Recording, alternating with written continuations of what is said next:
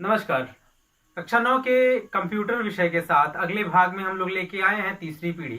तो कंप्यूटर की तीसरी पीढ़ी क्यों आई?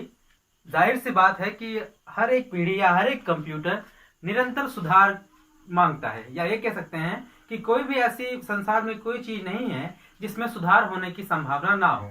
तो कुछ आवश्यकताओं की पूर्ति के लिए नए कंप्यूटर बनाए गए, और ये नए कंप्यूटर इस वर्ष या इस सन के भीतर आते हैं, जिससे कि हम कह सकते हैं कि वो तृतीय पीढ़ी के कंप्यूटर थे।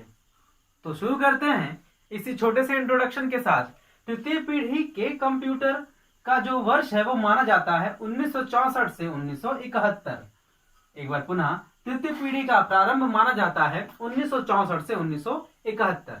तथा इस पीढ़ी में ऐसा क्या हुआ कि ये पिछली दोनों पीढ़ियों से बहुत ही अच्छी हुई।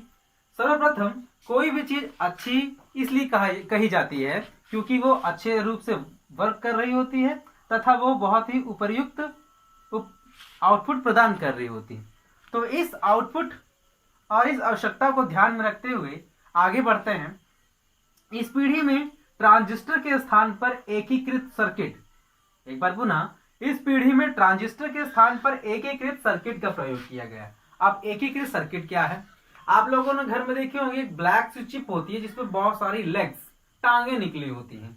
उनको हम इंटीग्रेटेड सर्किट या आईसी भी कहते हैं। आईसी का जो पूरा नाम है, एक रफ फिगर बनाया हुआ है हम लोगों ने।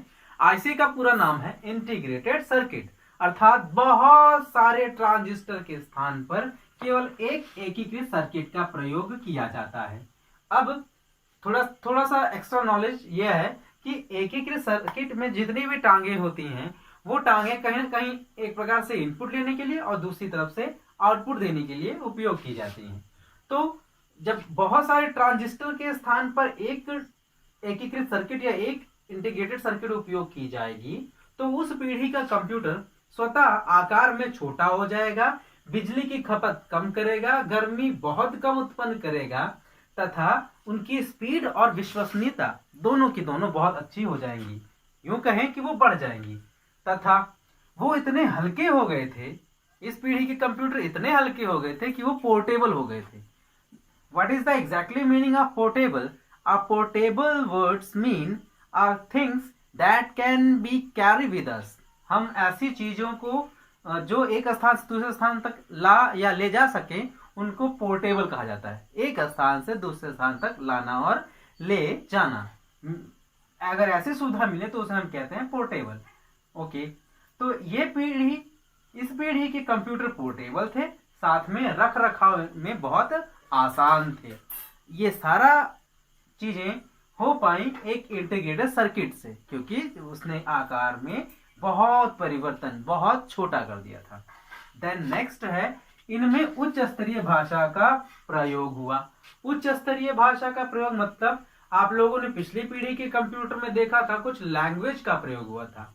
तो लैंग्वेज के प्रयोग में आप लोगों ने सुना होगा कोबोल और फोर्ट्रॉन। तो कॉमन बिजनेस ओरिएंटेड लैंग्वेज थी और फॉर ट्रांसलेशन थी, और यहाँ पर हाई लेवल लैंग्वेज का यूज हुआ है।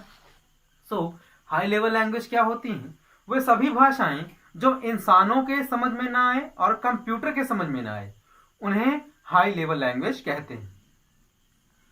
हाई लेवल लैंग्वेज उन्हें कहते हैं, और जो भाषाएं कंप्यूटर को या इंसानों को समझ में आए उनको कहते हैं लो लेवल लैंग्वेज।